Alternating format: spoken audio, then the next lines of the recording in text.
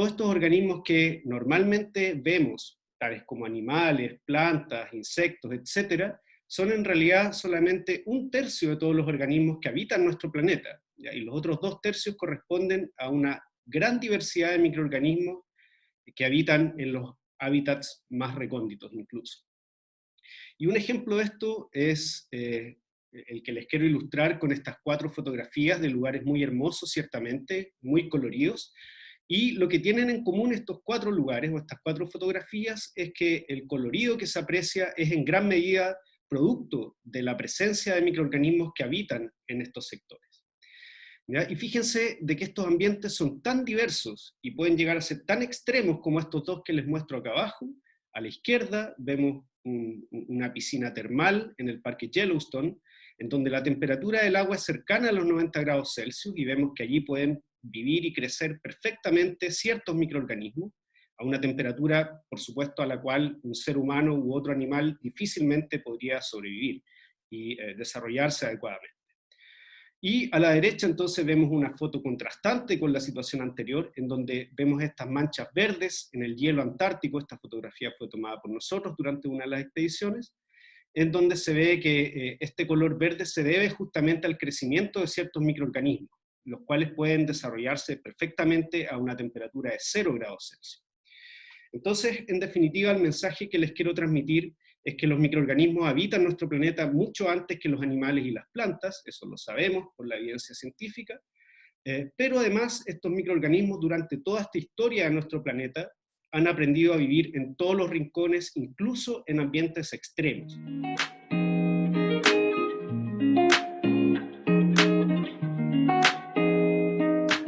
Y nuestro cuerpo no es la excepción. Resulta que al interior de nuestro cuerpo también existe un universo de microorganismos que conocemos desde hace unos 10 o 15 años solamente, y este conjunto de microorganismos lo llamamos como el microbioma. Y fíjense la importancia que tiene este microbioma. Sabíamos desde hace muchos años que habitaban varios organismos en nuestro intestino, lo que conocemos normalmente como la flora intestinal, pero resulta que, digamos, en los últimos años hemos ido descubriendo que tenemos grandes poblaciones y muy diversas de microorganismos localizadas, digamos, o alojadas en distintas partes de nuestro cuerpo, no solamente en los intestinos. Si nosotros sumamos todas las células microbianas que viven en el cuerpo de una persona, un ser humano promedio, más o menos 1,5 kilos del peso de esa persona corresponde solamente a células microbianas. Si solamente nos fijamos en las bacterias que viven en nuestra boca, podemos ver que alrededor de 700 especies diferentes viven allí. A modo de ejemplo, también les puedo decir de que cerca de 150 especies diferentes de hongos viven naturalmente en nuestros pies, ¿ya? Y no quiere decir que sean microorganismos que nos causen enfermedades, por el contrario, son microorganismos que naturalmente viven en estas zonas y, bueno, su importancia recién se está entendiendo a cabalidad, pero sabemos que sí son importantes. De hecho, si nosotros sumamos toda la información genética que hay dentro de una persona cualquiera, ¿ya? Y separamos esta información genética, digamos, por una parte aquella que proviene de las células microbianas que viven en ese cuerpo, y por otra parte esa información genética que proviene de las células humanas que viven en este cuerpo, podemos ver que por lejos hay muchos más genes que provienen de microorganismos en un cuerpo humano que genes que provienen directamente o específicamente de células humanas, ¿ya? Por lo tanto, tanto en número de células como en cantidad de información genética, el cuerpo humano es principalmente, o está compuesto principalmente por células microbianas, en una mucho mayor cantidad que células humanas. Y sabemos hoy en día, y lo estamos, como les decía, recién entendiendo, que nuestros microorganismos llevan a cabo funciones en asociación con nuestro cuerpo, y que sin ellos sencillamente no podemos vivir. Por lo tanto, hay que preocuparse por cuidarlo. Y ahí este es el primer mensaje importante de esta charla.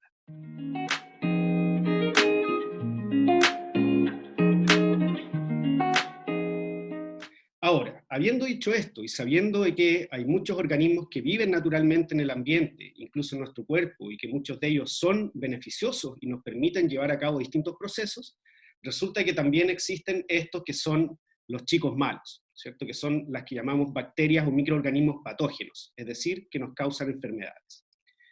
Entonces aquí les muestro algunos ejemplos de algunos que son más conocidos. Por ejemplo, tenemos la bacteria Helicobacter pylori, que está normalmente asociada al desarrollo de úlceras y cáncer gástrico.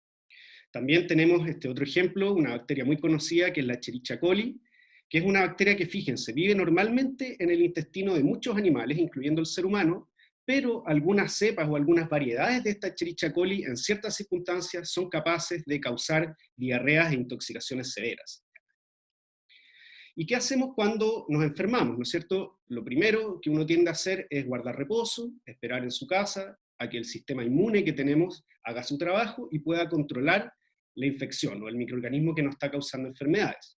Pero ¿qué ocurre si es que nuestro sistema inmune no es suficiente? Normalmente vamos al médico, ¿no es cierto? Y en algunos casos resulta que el médico, o incluso nos saltamos el paso de ir al médico y nosotros mismos concluimos que entonces lo que hay que hacer es tomar antibióticos.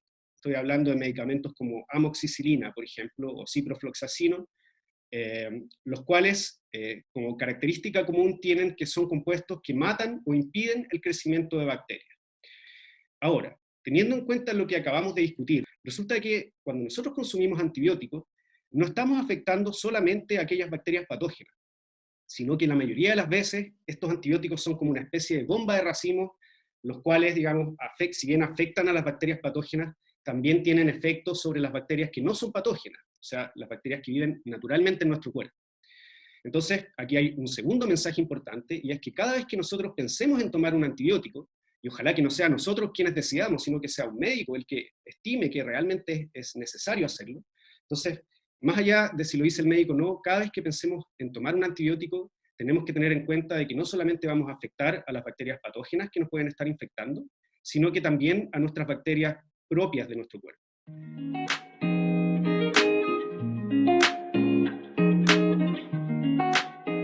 Los antibióticos sin duda son una herramienta muy importante en la medicina, sin embargo, su historia es bastante reciente. Digamos que más o menos hace unos 100 años atrás no contábamos con antibióticos, ¿ya? Y les quiero entonces mostrar brevemente la historia de los antibióticos, que más o menos parte en el 1900, 1920. Sin embargo, antes de revisar esta historia, quiero que nos remontemos a cómo era el mundo antes de los antibióticos. Algo que ilustra muy bien esta época pre-antibióticos, ¿no es cierto? Es esta pieza de arte, esta pintura que ilustra un hecho histórico, digamos, que ocurrió durante los años 1300 en Europa, donde hubo una gran plaga que se llamó la muerte negra, ya que fue tan terrible, y este artista lo retrata de alguna manera, en donde la muerte triunfa por sobre los seres humanos, en donde se ve humo por todos lados, producto de la quema de cadáveres, que era la única herramienta que se tenía para poder deshacerse de estos cadáveres infectados por algo que causaba esta muerte negra. Fíjense que fue tal la devastación que causó esta plaga, que costó la vida de cerca de 100 millones de personas, ya que en ese tiempo correspondía a casi un tercio o la mitad de la población total que habitaba en Europa. Pero fíjense que no fue hasta 1894 que se descubrió que la enfermedad conocida como la peste negra era causada por una bacteria, ¿ya? Una bacteria llamada Yersinia pestis. Y aquí hay otra foto que también ilustra de buena manera cómo era la época antes de los antibióticos, ¿ya? Y esta es bastante más reciente, no estamos hablando de la época medieval, sino que ya en una época bastante más moderna. Esta foto es de 1932, o sea, justo cuando recién los antibióticos se habían descubierto y estaban empezando a ser producidos en masa. Y fíjense que esta foto muestra algo que se llama la cura del aire fresco, que era el único tratamiento disponible para niños enfermos de tuberculosis en ese tiempo, digamos, y esta enfermedad, la tuberculosis, sabemos que es causada por una bacteria también, que se llama Mycobacterium tuberculosis. Volvamos entonces a nuestra línea de tiempo de la historia de los antibióticos. Todo este periodo, digamos, entre 1920 y 1980, se conoce como la época de oro de los antibióticos, en donde se fueron descubriendo muchos y produciendo a escala masiva, y gracias a todos estos antibióticos, durante estos años, las muertes por enfermedades causadas por bacterias disminuyeron dramáticamente. Pero fíjense qué pasa luego del 1987, donde se reporta uno de los últimos antibióticos en esta línea de tiempo. Fíjense que de ahí en adelante tenemos un vacío en el descubrimiento o en el desarrollo de nuevos antibióticos.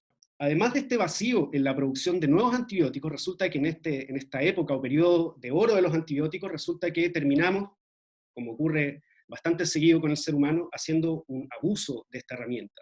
Y fíjense que este uso incorrecto o indiscriminado, demasiado masivo, digamos, descontrolado, no solamente se da en la faceta de los antibióticos como medicamento para tratar enfermedades en seres humanos, sino que también se da un uso masivo en la industria.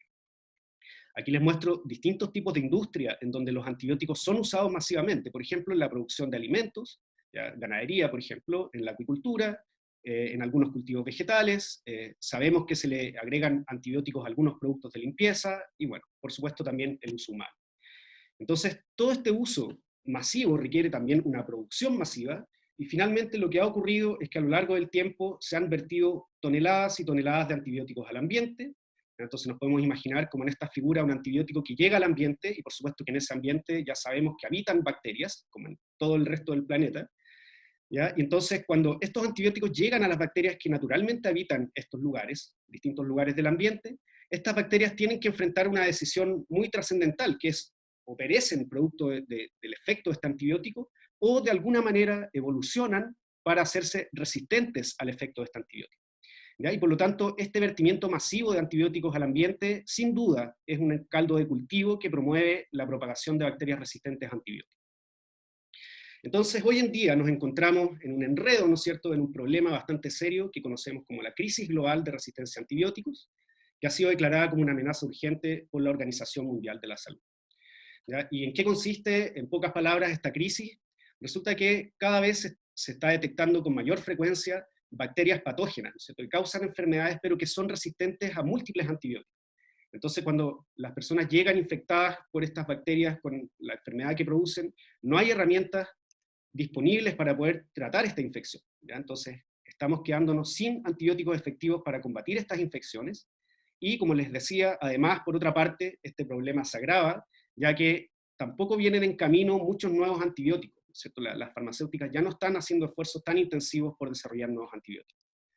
Y más encima, sabemos que el vertimiento masivo de antibióticos al ambiente de alguna manera genera una cierta presión en las bacterias que viven allí para que se hagan resistentes y entonces proliferen aquellas bacterias que son resistentes a antibióticos.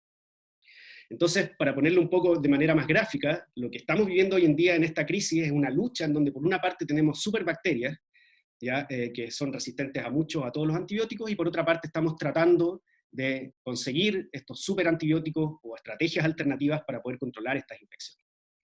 ¿Ya? Entonces, si es que no hacemos nada, probablemente lo que va a ocurrir es que volvamos un poco a como era el mundo antes de los antibióticos, o sea, tengamos que recurrir de nuevo a curas como esta.